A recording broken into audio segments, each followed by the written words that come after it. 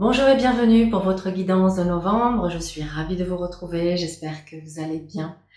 Sachez que je suis particulièrement touchée et je vous remercie vraiment du fond du cœur pour tous vos likes, commentaires et partages concernant mes guidances du mois d'octobre. Certaines vidéos ont connu un succès fulgurant. Ça a été une agréable surprise et je vous en suis infiniment reconnaissante. Alors ce mois-ci, comme pour le mois dernier, je vais utiliser le tarot universel de Wirth et les 22 arcanes majeures. Voilà. Merci infiniment pour tout.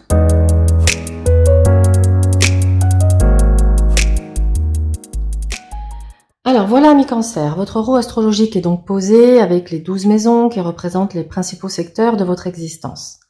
Alors nous allons regarder les maisons cardinales, la force, le diable, la roue de fortune et le mat. Ce que ça m'évoque, c'est que vous saurez faire preuve de détermination et de courage face aux tentations ou aux manipulations.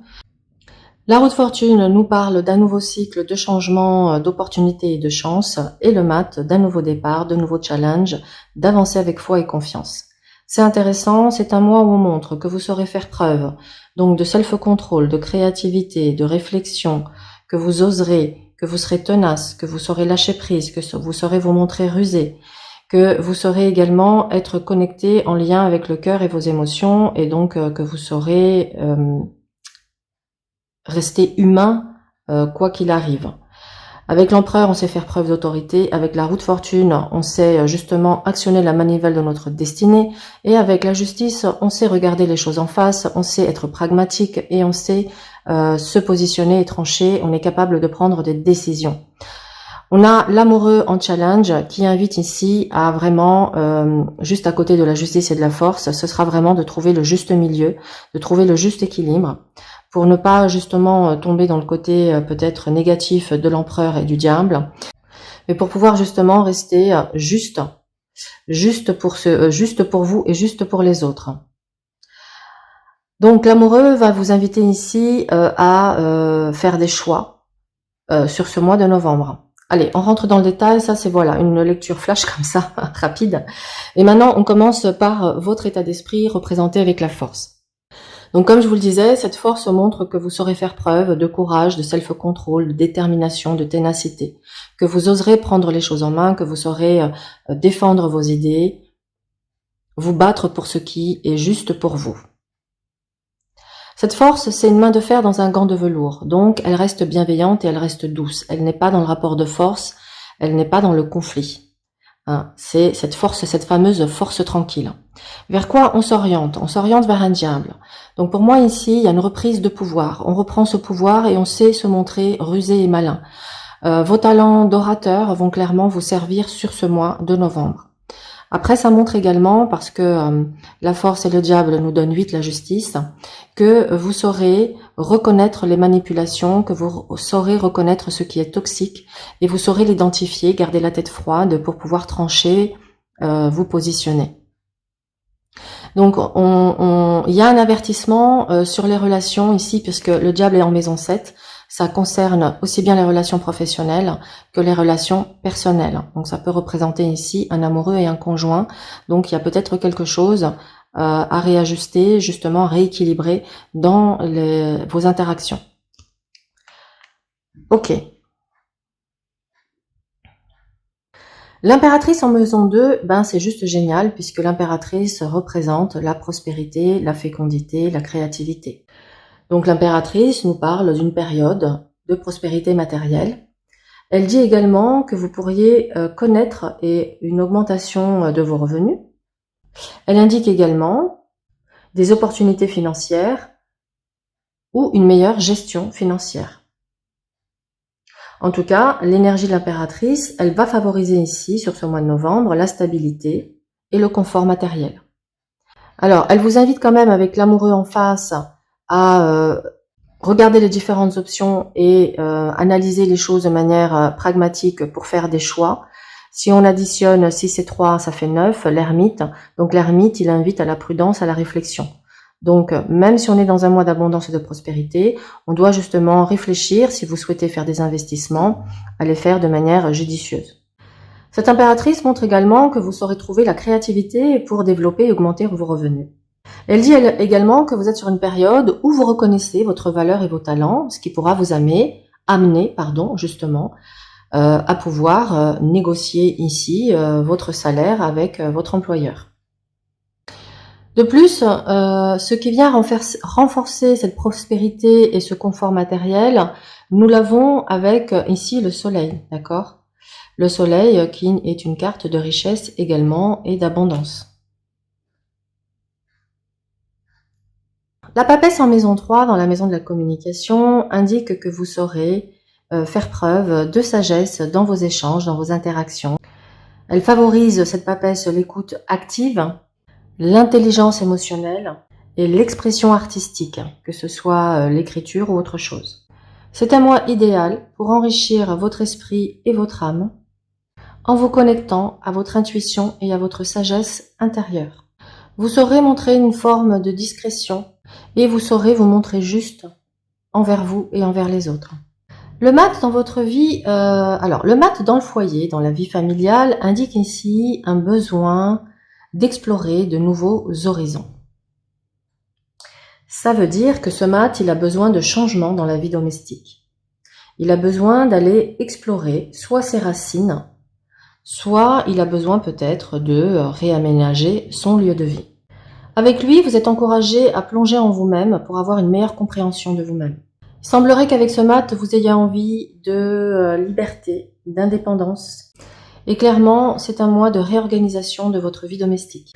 Et peut-être que ce sera aussi un mois où vous allez explorer votre identité profonde.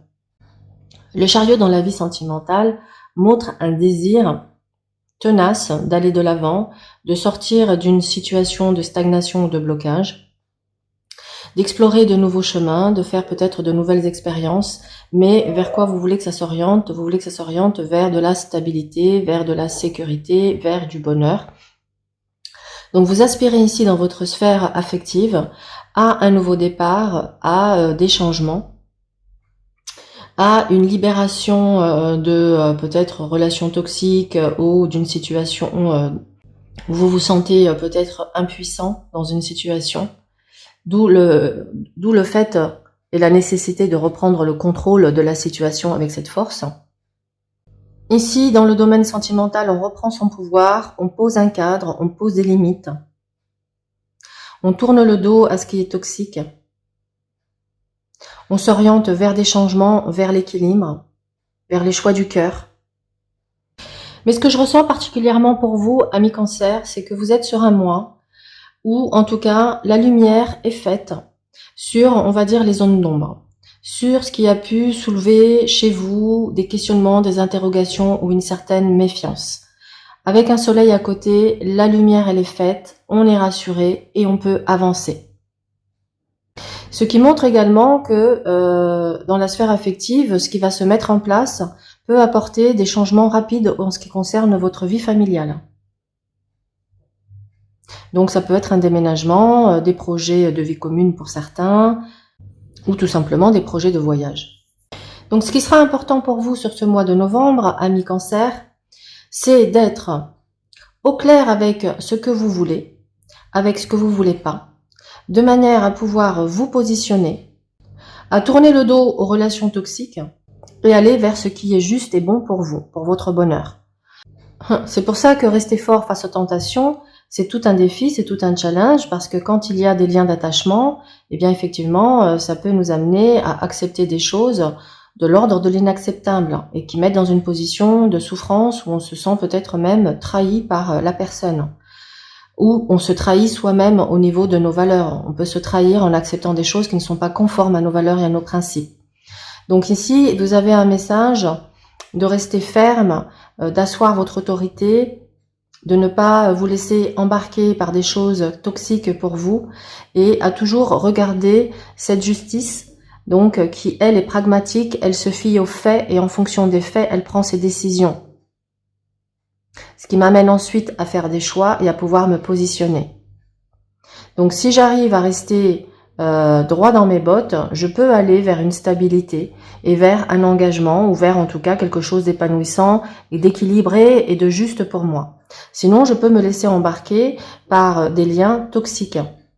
Avec le chariot, c'est un mois propice pour vous consacrer à ce qui vous passionne et pour vous amuser tout en exprimant votre moi authentique.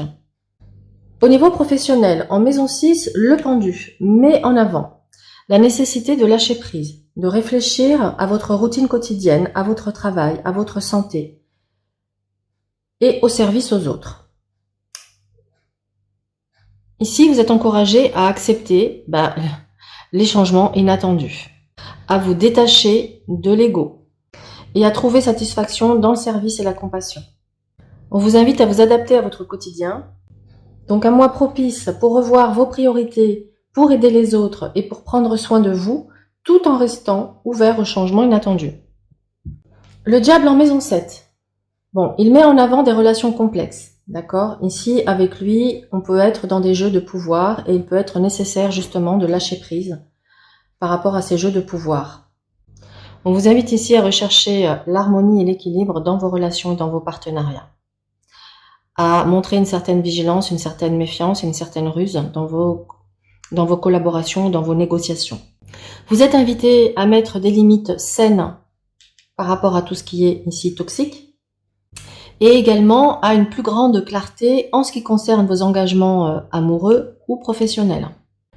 Le soleil en maison 8 met en avant la transformation personnelle et l'épanouissement sexuel. Vous êtes invité ici à renforcer la confiance en vous-même et dans les autres, à rechercher la résolution des conflits et à rechercher la vérité intérieure. Le soleil indique que c'est un mois propice à la guérison, à la compréhension et à la croissance personnelle. C'est un mois propice pour mettre en lumière les blessures de l'enfance qui peuvent être en lien avec des blessures de trahison et justement faire ce travail de guérison sur cette blessure, ce qui va vous permettre d'avoir des relations beaucoup plus harmonieuses, beaucoup plus saines. Parce que tant que la blessure n'est pas guérie, eh bien, on va aimanter des situations et des personnes toxiques. Donc, il est très important pour vous d'identifier, de clarifier et de guérir ça pour ne plus attirer ces schémas. Alors, l'empereur en maison 9, il invite à explorer votre autorité intellectuelle. Il dit que vous serez en mesure de diriger vos efforts d'apprentissage avec confiance, de partager vos connaissances de manière puissante. Il favorise ici l'exploration des idées, des philosophies et des croyances. Donc vous pourriez être sur ce mois particulièrement intéressé par des sujets philosophiques ou spirituels cherchant à comprendre le sens de la vie. Avec l'empereur, vous pourriez être appelé à entreprendre des voyages qui élargissent vos horizons intellectuels et spirituels. Cet empereur montre également que vous pouvez être en mesure d'enseigner et de guider les autres.